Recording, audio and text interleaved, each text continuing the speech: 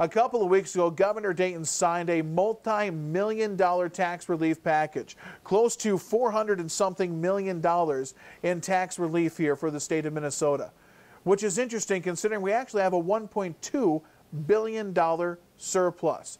And it brings up a couple of interesting points. Now, before we go into that, I do want to let you know some of the people are going to be affected by this. There are a variety of people. Probably the four groups that are going to be affected the most are those that have their mortgage insurance deduction. They're going to be able to take more there.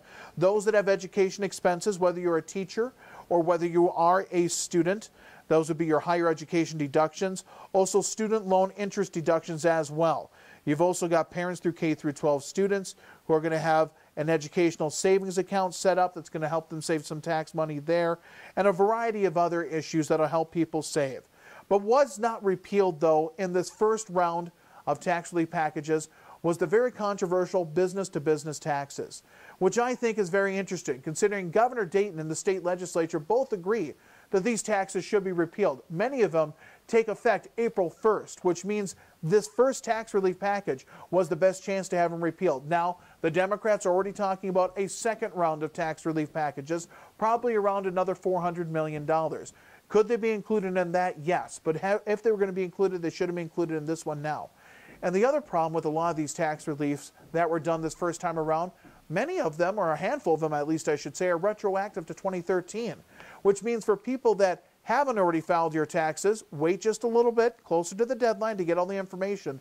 But those that have will either have to file an amendment or just trust that the state of Minnesota will discover that you're owed more money and give it to you. I'm sure in many cases those people will be found, but a handful of them, you know that it won't be. It's just human error when you've got that many numbers to deal with. But this brings me to the greater point. We had about $1 billion budget shortfall last year coming into this fiscal year. They passed over $2 billion in increased taxes last year coming into this fiscal year. Now we've got $1.2 billion surplus, and they're giving back piddly tax cuts and tax reductions, and they're doing it on the backs of the poorest, the wealthiest, and the business class. The business-to-business taxes staying intact show that they want to use businesses as their personal cash machine. I say the poor because the cigarette tax, which was enacted, is a tax on the poorest people in the state of Minnesota. A recent article in the Fargo Forum pointed out that the poorest counties in Minnesota have the highest smoking rate. Monoman County, for instance, 35% smoking rate.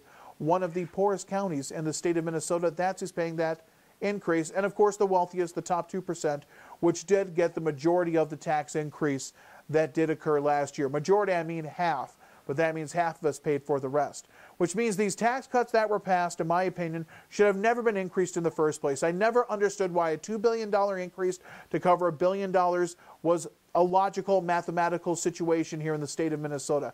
And now we're making tax cuts, which I support for the most part. However, let's look at where the taxes are cut. Are we in fact going to shift the burden from the middle class, or is that just going to get dumped on the middle class by local entities because is there going to be savings on those local entities?